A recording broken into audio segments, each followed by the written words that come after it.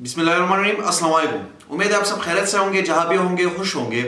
नाज़रीन, आज बहुत बड़ी खबरें जो है वो गर्दिश कर रही हैं, वो सारी खबरें आप लोगों के साथ शेयर करेंगे।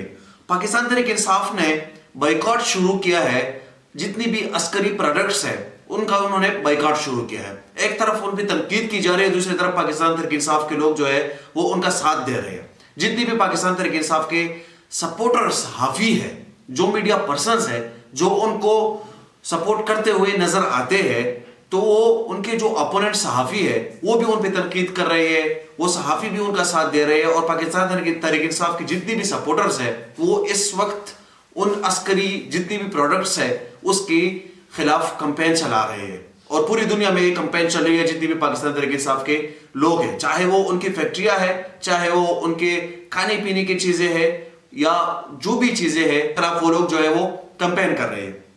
उसके साथ साथ जो है जिस तरह मैंने सहाफियों का जिक्र किया, तो अफसर आलम और इमरान रियाज खान के बीच तलकलामी हुई है, उनके आपस में एक छोटी मोटी लड़ाई सी हो गई है और एक दूसरे पे सख्त तनकीद भी कर रहे हैं। अफसर आलम साहब को आप सब लोग जानते हैं, जो कि पिमरा के चेयरमैन भी रह चुके हैं। इमरान रियाज साहब जो है वो उनके साथ जो है उनके हवाले से उन्होंने एक स्टेटमेंट दिया था अपनी व्लॉग में। उनका स्टेटमेंट ये था कि अफसर आलम ने ये कहा है कि गवर्नमेंट ने फायरिंग डी चौक के वाकये में नहीं की जब तहरीक इंसाफ वहां पे धरना दे रहा था, तो उस वक्त उन्होंने फायरिंग नहीं की।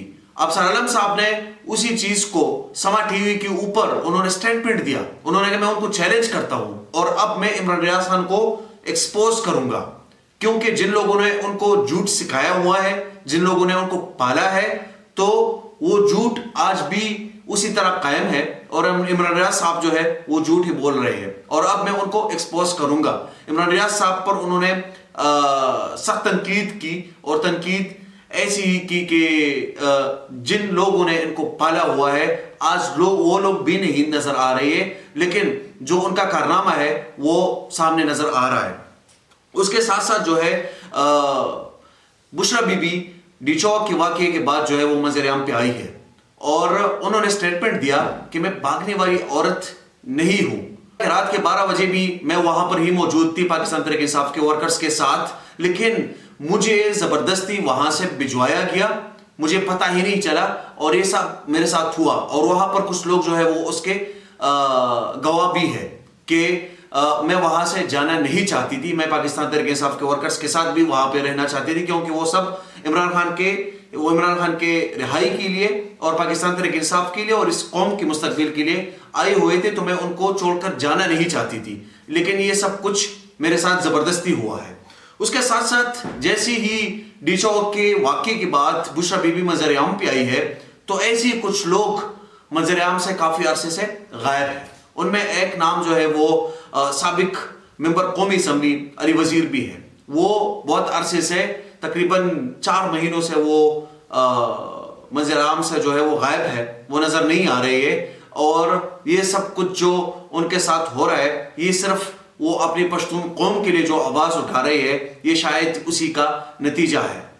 क्योंकि 11 अक्टूबर को जो उन्होंने जरगा करना था, उसी से पहले उनको गिरफ्तार किया था और आज तक ही वो गिरफ्तार है। और आज उनकी बेल जब हो गई तो उसी के बाद जो है 3 MPO के तहत उनको दोबारा गिरफ्तार किया गया, जिस पर लोग बहुत ज्यादा तनकीद भी कर रहे हैं कि उनको क्यों गिरफ्तार किया गया।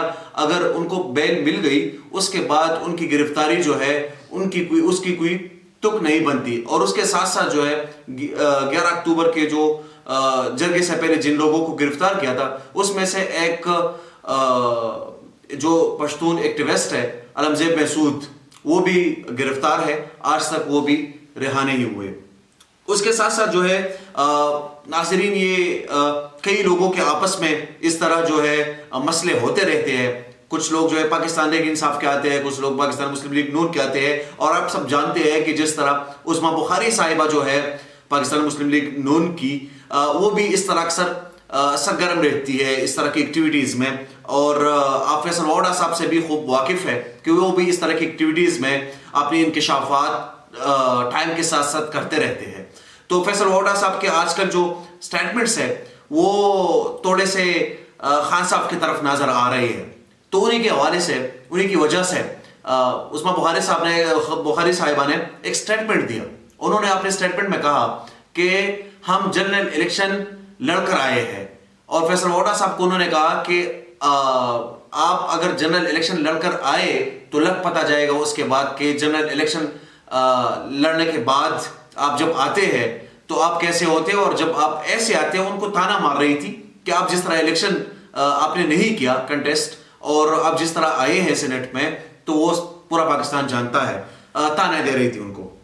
اس کے ساتھ ساتھ جو ہے ناظرین, ایک بہت بڑا جو عمران خان نے اعلان کیا ہے وہ آج بہت زیادہ گردش بھی کر رہے ہیں. انہوں نے جو سٹیٹمنٹ دیا, انہوں نے کہا کہ یہ جو ناانصافی ہو رہی ہے, جس طرح ریاستی دہشت گردی ہو رہی ہے, اسی کے تناظر میں اگر یہ جو جتنے بھی مطالبات ہم نے رکھے ہیں, یہ مطالبات اگر نہیں مانے جاتے تو 14 دسمبر سے سول نافرمانی کا تحریک شروع کریں گے, اور اس میں سب ہمارے ساتھ جو ہے وہ حصہ بھی لیں گے. ناظرین, آج کے لیے اتنی ہی اپڈیٹس تھی. آئندہ کی اپڈیٹس کے لیے ہمارے ساتھ رہیے. بہت شکریہ.